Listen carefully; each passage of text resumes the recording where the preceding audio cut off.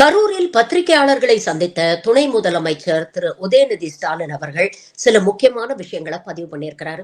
எவ்வளவு முதிர்ச்சியோட அவருடைய விமர்சனங்களை வைத்திருக்கிறார் என்பதை இந்த காணொளி மூலமாக நம்மளால புரிஞ்சுக்க முடியுது.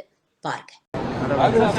பத்திரிகையாளர் நண்பர்கள், நீங்க தயவு செய்து மனிதாபிமானத்தோட இந்த பிரச்சனையை அணுக வேண்டும். உயிரிழந்தவங்க, காயம்பட்டவர்களுக்கெல்லாம் நம்ம அத்தனை பேர் இந்த நேரத்தில் துணையாக ஆறுதலா இருக்க வேண்டும் அப்படின்னு நான் உங்களையெல்லாம் நான் கேட்டுக்கிறேன்.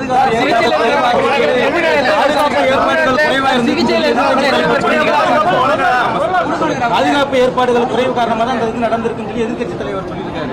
அது எதிர்கட்சி தலைவர் அவர் வைக்கக்கூடிய விமர்சனம். முதலமைச்சர் அவர்கள் ஏற்கனவே பார்த்திருக்கிறாங்க. எதிர்கட்சி தலைவர் அவர்களே அதே இடத்துல 2 நாட்களுக்கு முன்பு தன்னுடைய பிரச்சாரத்தை மேற்கொண்டிருக்கிறாங்க. டிஜிபி அவர்கள் நேற்று தெளிவாக எவ்வளவு கூட்டம் வந்தது, எவ்வளவு கூட்டம் வரும்னு சொல்லப்பட்டது, எவ்வளவு பாதுகாப்பு கொடுக்கப்பட்டிருக்கு, எவ்வளவு அதிகமான பாதுகாப்பு கொடுக்கப்பட்டிருக்கு, எவ்வளவு தாமதமாக ஒவ்வொரு கூட்டமும் நடத்தப்பட்டிருக்கு அப்படிங்கிற தெளிவாக விளக்க சொல்லியிருக்காங்க. இந்த இடத்துல நான் அரசியல் பேச விரும்பல, யாரையும் அவர் சொன்ன தப்பு இவர் பண்ண தப்புன்னு சொல்ல விரும்பல. இதற்காக அந்த கமிஷன் அமைக்கப்பட்டிருக்கு. ஓய்வு பெற்ற நீதியரசர் அவங்க வராங்க. அவங்க வந்து தீர விசாரிச்சு விட்டு அவங்க கமிஷன் ரிப்போர்ட் கொடுப்பாங்க. அதன்படி அப்போ மக்களுக்கு உண்மை தெரியும். அதன்படி சட்டப்படியான நடவடிக்கை